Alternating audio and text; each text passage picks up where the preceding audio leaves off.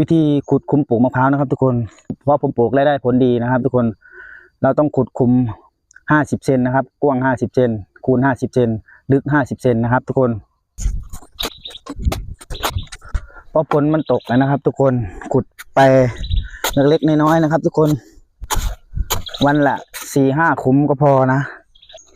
เอาที่แรงเราไหวนะครับทุกคนเหมือนผมบอกนั่นแหละทำเกษตรให้มีความสุขยังไงก็ทำแบบเหมือนเราออกกำลังกายนี่แหละเราเหนื่อยเราก็พักอย่าไปซีเรียสคุมที่5ถ้าเสร็จคุมนี้ผมก็จะพักนะถ้าใครอยากปลูกต้นพร้าวให้สวยเนาะทุกอย่างเราต้องวางแผนนะครับทุกคนแล้วเราวัดว่าเราจะเอาห่างแค่ไหนผมเอาห่างประมาณ5 เมตรนะครับทุกคนต้นหนึ่ง5 เมตรแล้วก็นิ่งเผียกไปนะครับทุกคนนิ่งเสือกไปนะครับให้ตรงๆสวนเรากว้างเท่าไหร่เราต้องแบบทุกอย่างต้องวางแผนนะครับทุกคนปลูกยังไงให้สวยให้เป็นระเบียบไม่ใช่ปลูกมะยุมะยะนะครับ